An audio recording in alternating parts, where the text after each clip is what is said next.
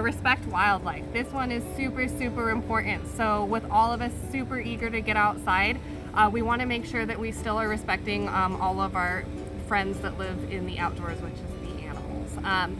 You don't want to be feeding the animals, you don't want to be getting too close to them. Still give them their distance. And you know, this is their home. You wouldn't want somebody walking into your home and littering all over the place and poking you with sticks and things. So it's really important to remember that we're coming into their home, so let's respect them and treat it that way.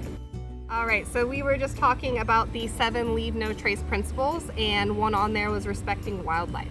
So Miss Molly behind the camera here is going to tell me which of these foods that we can feed to each of these animals that we see outside.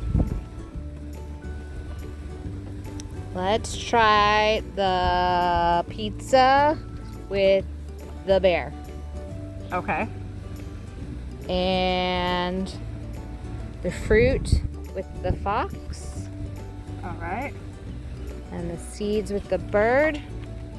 And the bread with the duck. All right. So those are your final answers, Molly? And I get the chips. And you get the chips. Yeah, those look like some good crunchy chips. Well, actually, even though those are really great guesses, we really don't want to be feeding the wildlife. And the reason for this is when humans start feeding the wildlife, the animals become more adapted to humans. They'll start coming up to them more. They'll start coming and crossing traffic. A lot of the black bear deaths are due to being hit by cars because of humans feeding them getting used to vehicles, being around cars. If you're camping and you leave your food out on accident, you know, a bear could get into it. So it's really important to stay mindful of these things. A lot of people think it's okay to feed bread to ducks because it's like in all the Hallmark movies. But actually it's pretty much like constantly feeding them McDonald's every day, and it actually expands in their stomach and it turns into, you know, like pure sugar, and it's really bad for them. So at all costs, try to avoid feeding animals, and that will give them more respect than actually trying to feed them. You know, they're wild, they know how to get their food sources, and us feeding them is taking them away from being wild, and they won't learn how to be able to adapt to nature and be able to fend for themselves. All right, so a fun activity that you can do before you go out hiking, backpacking, even to the park, is you can, obviously this is a nice little image of a backpack, but you could actually put out your backpack on the table.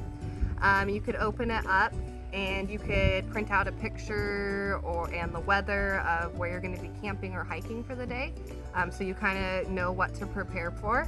And then you can go around your house and find items that you might need. So you could put your emergency radio on the table. You could bring whatever food out that you plan on putting in your sack. And also with the food, you could take it out of the wrapper so you wouldn't have to have so much trash left over. Like if you need a tent, that is not a good one. If your dog is coming, what will your dog need? You need to look at the rules and regulations if your dog is even allowed to come. If you'll need a hat, rain poncho, so bug spray. It's good to think about these things. You can lay them all out on the table, and then you'll be able to prepare better and be able to compact stuff better instead of just throwing it all in there and hoping for the best. So thank you so much for watching. I hope you learned some new outdoor ethics that you can use during this time and always in the outdoors. And I'll see you guys next time.